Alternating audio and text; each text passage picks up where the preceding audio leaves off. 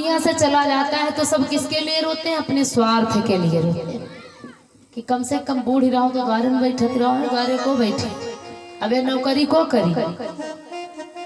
तो अपने अपने स्वार्थ के लिए दुनिया वाले रोते हैं। सत्राजित की नारी रोने लगी, अरे महाराज ये तुमने क्या कर दिया, आज तक मुझसे नहीं बताया।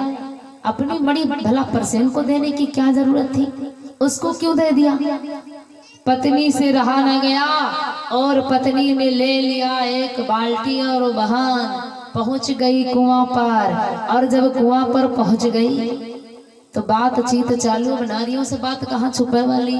सत्राजित डर रहा है कि भगवान इस समय कन्हैया जी द्वारिका के राजा हैं और हम प्रजा हैं, और प्रजा राजा पर दोष लगाए, ये बात ठीक नहीं है। लेकिन कहते हैं कि सारी सृष्टि की बागडोर नारी के ऊपर निर्भर है।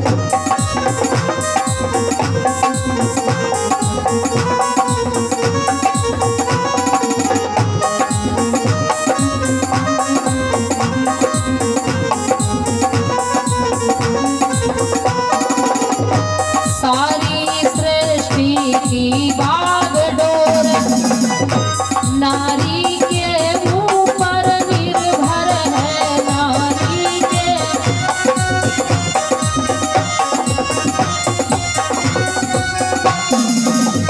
नारी के ऊपर निर्भर। सच पूछो तो कुछ बातों में, सच पूछो तो कुछ बातों में नारी नर से भी बढ़कर है।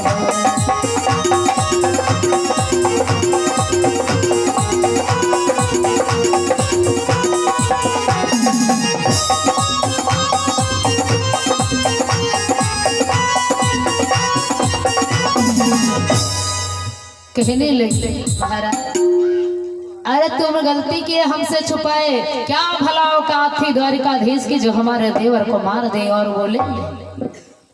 क्योंकि महाराज तुमको नहीं पता है, नारी इस संसार में नर से बढ़ करके है। और बुरा मत मानना, बात सत्य है। इस सृष्टि पर नर से बड़ी नारी ही है। क्योंकि प्रथम बात तो यह है, बिना नारी के सृष्टि चलने वाली नहीं। जननी है जगत की नारी। और द्वितीय बात आता, आप स्वयं देख लीजिए कि भगवान कन्हैया के अवतार दिवस एक ही दिन मनाया जाता, जन्माष्टमी। त्रेता में आ जाइए, भगवान का एक ही दिन है व्रत पूजा पाठ इत्यादि का, जो बड़े धूमधाम से मनाया जाता, रामनवमी। लेकिन जब नारी के पूजा का समय आता तो 9 दिन तक चलती है नवरात। और एक बार नहीं, साल में 2 बार है? अगर 7 दिन के पर 9 दिन के पर तो वो 16 दिन हो जाए। भगवान की पूजा, राम जी की 1 दिन, कृष्ण जी की 1 दिन, और दुर्गा माँ तक पूजा 9 दिन चलत है बराबर, और 9 दिन तक उपास। बताओ, बड़ी नहीं तो क्या ऐसे 9 दिन तक पूजा होती है। और फिर नारियों की यहाँ पर सृष्टि पर उपमा देखिए, महिमा देखिए। इनका जब नाम लिखा जाता है तो बड़े ही प्रेम से, जैसे नाम है निर्मला देवी, कमला देवी, विमला देवी, सरला देवी, खुशबू देवी है। जितने भी नाम है सब में देवी, सब में देवी, क्योंकि ये है देवी। अब भैया तुम सब कोई बड़े हो तो कहीं हम देवी हम नहीं लगा रहे ना अपनी तरफ से, वेद पुराण देवी लगा रहे हैं देवियों के नाम पर, माताओं के नाम पर। और तुम्हारे सबके नाम में नहीं लग जाता है कि कमलेश देवता, विमलेश देवता, मंगरे देवता, कोई नाम में लिखा देखे हो? वास्तव कोई नाम में लिखे देखे हो तो बताओ। तो इससे पता चलता है कि नारियों की उपमा बड़ी है जगत में, ये है देवी।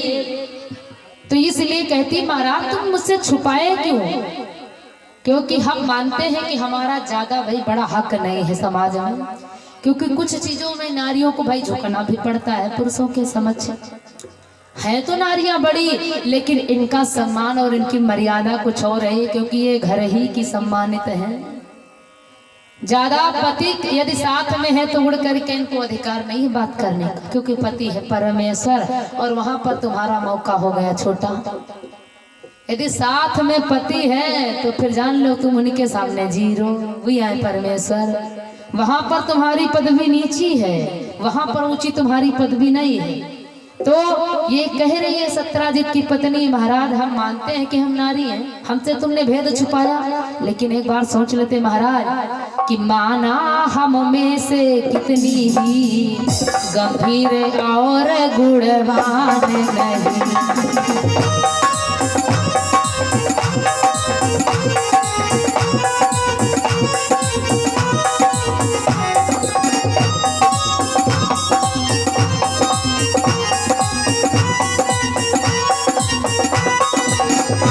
माना हम में से कितनी गंभीर और गुणवान नहीं, लेकिन स्वामी पर प्रीतम इतना याद रहे, पर स्वामी इतना याद रहे, सब उंगली एक समान नहीं।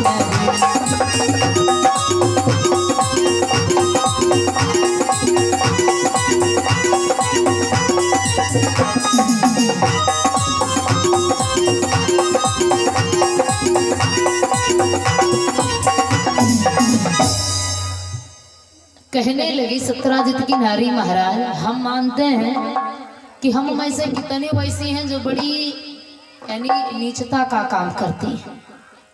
कुछ नारियां ऐसी हैं जो भैया सनातन धर्म की मर्यादा को एकदम मिटा देती हैं, अपने सनातन धर्म को खंडित कर देते हैं, लेकिन अब का सब एक जैसे है उन्हें। हम मानते हैं माना हम में से कितनी ही गंभीर और गुणवान नहीं। बहुत ऐसी नारियां हैं जिनको अपनी मर्यादा नहीं पता है, हमको कैसे रहना चाहिए, कैसे चलना चाहिए, कैसे बात करना चाहिए। लेकिन महाराज क्या सब हाथ में उंगलियां 5 होती हैं, लेकिन सब बराबर नहीं होती हैं। कुछ इसमें से सुंदर भी हैं। जैसे बात आती है अनामिका की, जो ये उंगली होती तो जितने शुभ काम है सब में यही उंगली लगती है अनामिका। लेकिन अगर बात कही तो का तर्जनी लागत शुभ काम है, या जहाँ लाग जाए तो लाठी न चलाइया में चली जाइए। ऐसे उंगली है हाथ में है तो 5, और 5 का सम्मान बराबर है, तो 5 हुई है ना तो काम बने ना पाए। लेकिन सोचो या उंगली जहाँ दिखाई दे तो ना लाठी चलैया हुए तो चली जाइए। तो महाराज सब एक समान नहीं है, तुमने बड़ा गलत किया। सत्राजित समझाने लगा देवी। सत्राजित कहने लगा करो न वाद विवाद, नहीं मानती तो सुनो मेरा आत्मविषाद। देवी मेरा कहना मानो, तुमने पूछा और हम बता दिए, लेकिन अब ऐसा करो ये बात किसी दूसरे से मत कहना कि मेरा भाई प्रसेन मणि के कारण मारा गया और द्वारिकाधीश जो प्रजा थी और भगवान कन्हैया मणि को देख करके मोहित हुए। देवी ये बात मत कहना।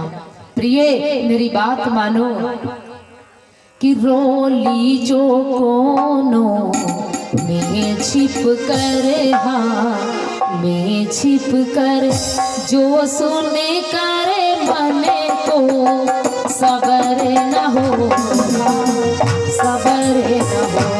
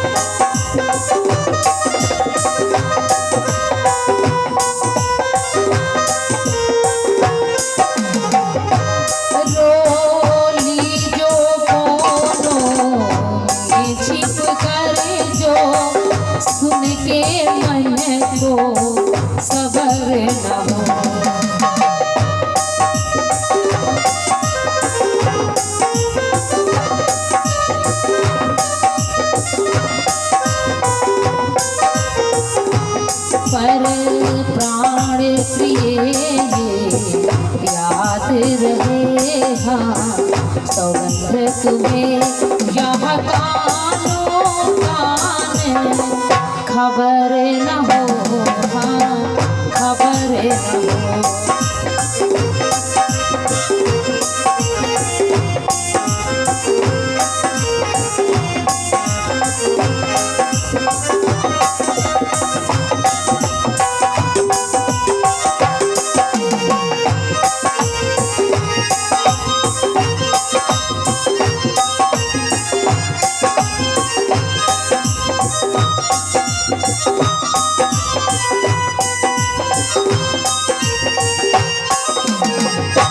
सत्यराजीत कहने लगे देखो भाई सबर न हो तो घर में बैठ के रोई लो, बाहर ना रोयो, या बात भगवान कन्हैया तक पहुँचे ना चाहिए। हाँ में हाँ मिलाती रही, देखो हम ना कही भाई हमका का करे, हम कोई से ना कही भाई, लेकिन भैया यह बात कहाँ छुपाई वाली। नारियों में बात नहीं छुप सकती हुई, चाहे जितना छुपाओ है, क्योंकि अर्जुन का श्राप लगा है देवियों को, नारियों को अर्जुन का श्राप लगा है कि कभी माताओं से बात छुप नहीं सकती है, किसी ना किसी से वो कहे जरूर देंगे। क्योंकि कुंती जिस समय रोई थी कर्ण के मृत्यु पर, तो अर्जुन पूछा मैया क्यों रोती हो, तो कुंती ने कहा बेटा ये लाल मुझे कुआरे में हो गया था और हमने दरिया में फेंक दिया था, ये मेरा पुत्र है और आज तुमने मार दिया तो मुझे पीड़ा होती। तो कहा तुमने मुझसे छुपाया क्यों, तो कहा बस बेटा कलंक बस। तो इसलिए अर्जुन को गुस्सा आई और कहा माँ आज हम श्राप देते हैं कि आज के बाद नारियों की कभी बात बचेगी नहीं। हाँ में हाँ मिलाती रही सत्यराजीत की नारी की मैं किसी से नहीं कहूंगी, लेकिन बंधुओं पचने वाली बात कहाँ, पचने वाली बात कहाँ। ले लिया बाल्टी और बहन पहुंच गई कुआं पर, जो कुआं पर पहुंची है तो कुआं पर अब के समय में तो मान लो कुआं का कोई महत्व ही नहीं है, सबके घर में अब तो नलों नहीं है, सब समरसेबिल लगे हैं, व्यवस्थाएं स्टैंडर्ड जमाने में सब बदलती जा रही हैं। तो पहले के समय लोग कुएं पर जाते थे जल भरने के लिए, तो वहां पर बहुत सारी नारियां इकट्ठा होती थी। ऐसे में बंधुओं सत्यराजीत की नारी पहुंच गई कुआं पर और वहां पर बहुत सारी नारियां थी, बहुत सारी नारियां थी। अब वो सत्यराजीत की नारी जो है कहती किसी से नहीं, जैसे आदत होती है कुछ लोगों की कि कहते किसी से नहीं और कह सब कुछ देते।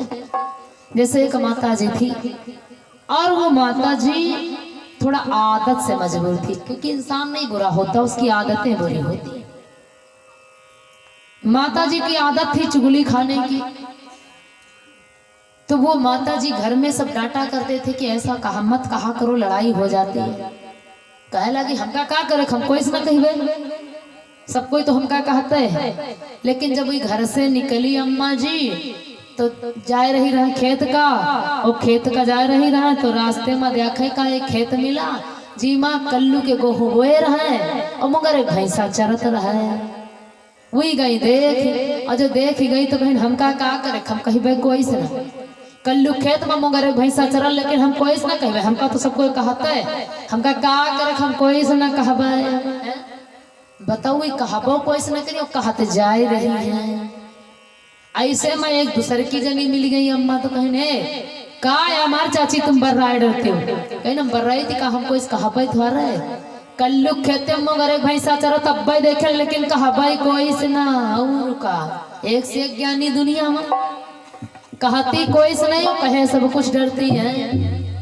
भैया जी मिल गए, कहने कहे खातिर दादी मार बर्राए रही हो, कहने अरे बच्चा हम बर्राई थी का, हमार सब गांव भर में नाम ऐसे बदनाम, हम कोई से ना कहा कल्लू खेते मगर भैंसा चरत तब देखे गेहूं चरत है, कहे न कोई से नहीं हो बात फैल गए गांव भरे में।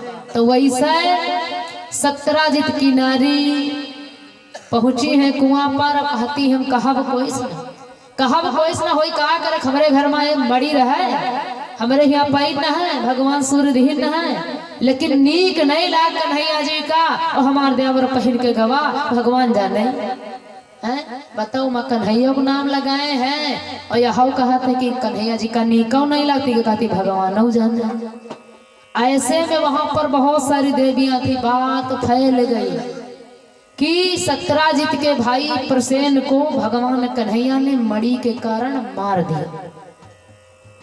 धीरे धीरे द्वारिकाधीश के दरबार में ये बात पहुंच गई। भगवान कन्हैया से उनके प्रजावासी कहने लगे, एक आया और कहने लगा कन्हैया। भगवान बोले हाँ बताओ। कहने लगा अरे तुम्हारी बड़ी बुराई। भगवान कन्हैया के हमार बुराई है, हम तो कोई ऐसा कामों नहीं कहें जो कोई हमका बुरा का है। अरे बड़ी जोर तोड़ से बुराई तुम्हारी दौड़ रही है तुम्हारी द्वारिका में। भगवान कन्हैया कहने लगे बुराई का, फिर किस बात की बुराई? अरे ऐसी बुराई है कि तुमको कलंक लग गया, कलंक। भगवान कन्हैया कहने लगे कलंक? कैसा कलंक? कहा तुम्हें चोरी लगी है मणि की। क्योंकि भगवान कन्हैया को जो ये कलंक लगा है, बिन किए का कलंक लगा है और सत्य कलंक लगा है। त्रेता की बात आ जाती है भक्तों। जिस समय मां अहिल्या को इंद्र छलने के लिए आया, क्योंकि मां अहिल्या बड़ी सुंदर थी, उस वक्त ये चंद्रमा जो था ये अपना मुर्गा का भेष धारण करके इंद्र के साथ आया गौतम ऋषि महाराज की कुटिया पर। और गौतम ऋषि महाराज का नियम था प्रातः 4 बजे गंगा नदी में स्नान करते थे। उस दिन ये चंद्रमा आ करके, और कौन सा दिन था कि भादौ चौथी लखतमयंका।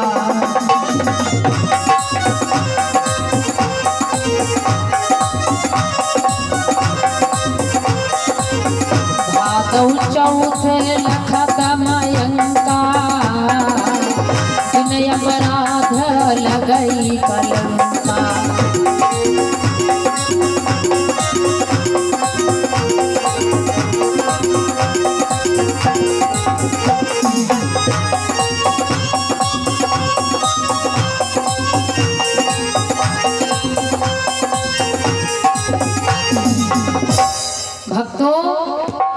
उस दिन भादव मास की चौथ थी, शुक्ल पक्ष की चौथ। तो ये उसी दिन ये चंद्रमा गया था मां अहिल्या के छल में साथ देने के लिए। जैसे मुर्गा बन करके आवाज लगाई, गौतम ऋषि पहुंच गए रात्रि के 12 बजे गंगा नदी में स्नान करने। गंगा मैया जैसे देखा कि रात्रि के 12 बजे कोई आया स्नान करने के लिए, कमंडल को डुबोया, मैया क्रोधित हो गई। कौन है दुष्ट? गौतम कहने लगे मां तुम्हारा पुत्र गौतम ऋषि। गंगा जी ने समझाया बेटा लौट जाओ, और तुम्हारी कुटिया पर छल हो रहा है, रात्रि के 12 बजे है, तुम यहाँ कहाँ आ गए हो? गौतम ऋषि लौट करके गए तो द्वार पर देखे का मुर्गा बने चंद्रमा टहल रहे। गौतम ऋषि को आया क्रोध और दे दिया श्राप कि दियो श्राप मामा इनकी बारा।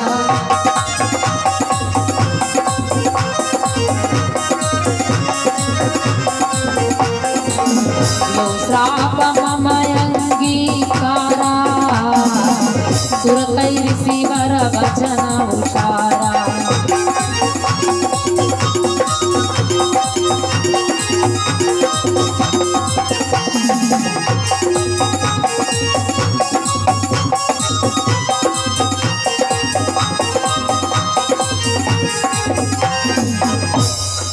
तो तुरंत गौतम ऋषि ने श्राप दे दिया, जाओ चंद्रमा मेरा श्राप है कि आज के दिन जो भी नारी पुरुष तुम्हें देख लेगा तो बिन किए का अपराध से लगेगा, कलंक लगेगा। भादौ चौथी लखतमयंका, और बिना अपराध लगई कलंका। तो भगवान कन्हैया एक बार ये भादौ की चौथ का चंद्रमा देख लिए। आज वही कलंक भगवान कन्हैया को लगा है। तो भगवान कन्हैया मन में विचार करने लगे कि वो कलंकित त्रेता का चंद्रमा और हमने द्वापर में देख लिया भूल से, इसलिए आज मुझे कलंक लग गया। भगवान कन्हैया अपने कलंक को जान करके मानो एकदम द्वारिका में सन्नाटा छा गया हो। मन में विचार करने लगे भगवान कन्हैया कि यदि वो मणि ना मिली ना तो ऐसा कलंक लगेगा कि जीवन भर कोई मुंह दिखावे वाले ना रह जाए। तो ये कलंक हमें दूर करना चाहिए। भगवान कन्हैया अपनी द्वारिका से निकल पड़े भक्तों, और द्वारिका से निकल पड़े अपने भैया बलराम से कह करके कि देखो भैया बलराम, मुझे कलंक लगा, ये कलंक मुझे दूर करना है। हो ना हो परसेन को मारा किसी और ने है और कलंक मुझे लग रहा है, इसलिए मुझे पता लगाना चाहिए।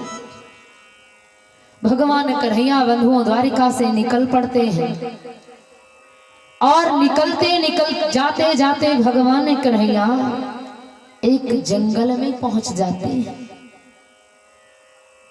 और वो जंगल, वो गुफा किसकी है? जामवंत की है। क्योंकि बंधुओं जामवंत एक बार आया था वहां पर भ्रमण करने, शिकार करने के लिए। तो देखा क्या कि वहां पर किसी पुरुष की हत्या हो गई है और मणि पड़ी है। जामवंत ने उस मणि को उठा लिया और ले जा करके उसकी एक कन्या थी जिसका नाम था जामवंती, अपनी कन्या जामवंती को दे दिया।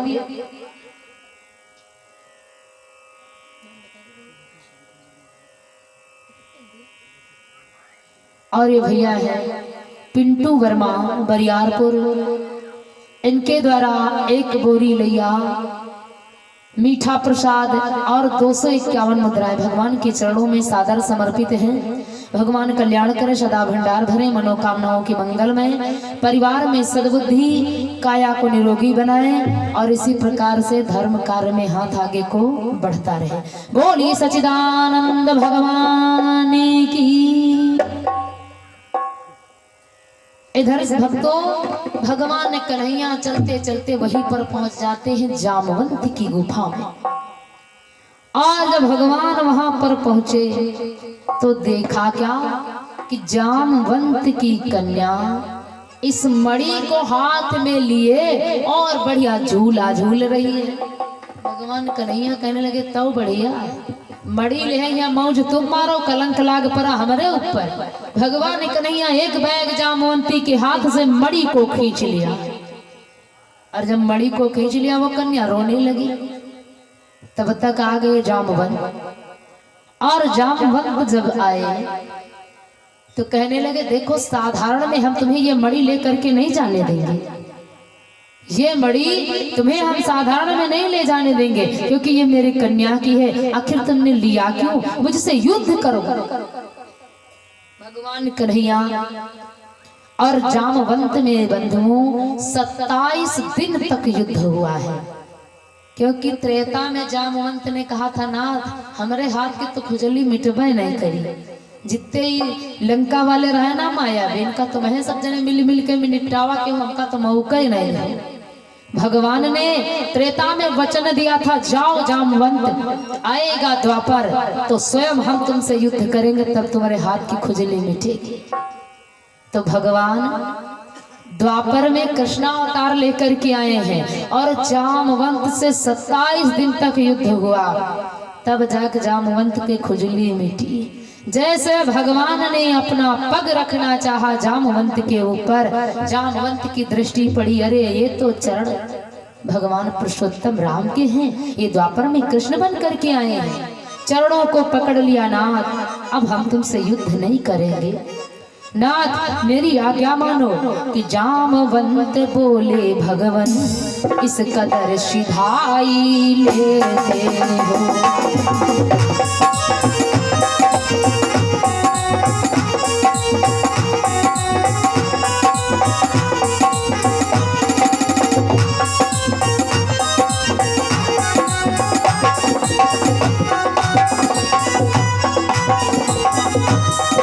जामवंत बोले भगवन इस तरह सिधाई लेते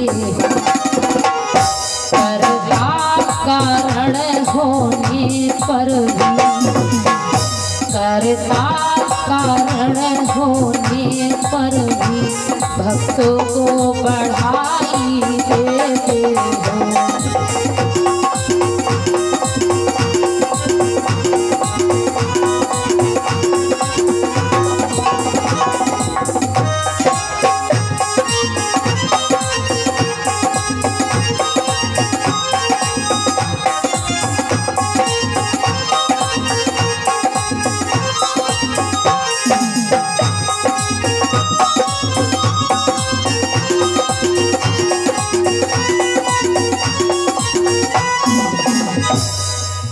जामवंत भगवान के चरणों को पकड़ लिया। धन्य हो नाथ, मैं पहचान गया तुम वही द्वारिकाधीश कन्हैया हो।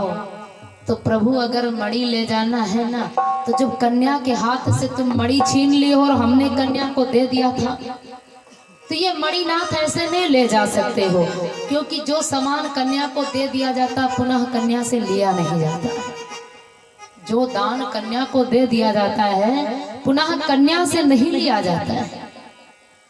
तो महाराज हमने वो मणि कन्या को अपने दे दिया था, और अगर वो मणि ले करके जाना है तो ऐसा करो, फिर हमारी जो कन्या जामवंती है ना, यही के साथ हम पहले तुम विवाह करो।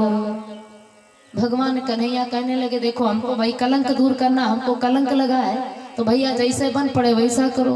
भगवान कन्हैया ने उसी जंगल में जामवंती के साथ मंगल किया, विवाह किया।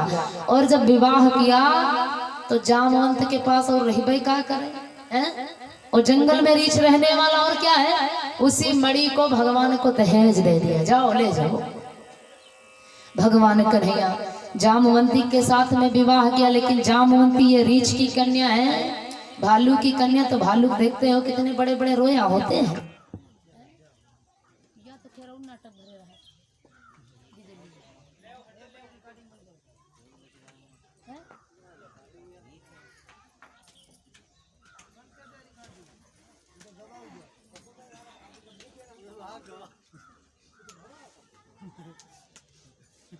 संपत, ओ संपत, हाउ नीचे है नीचे।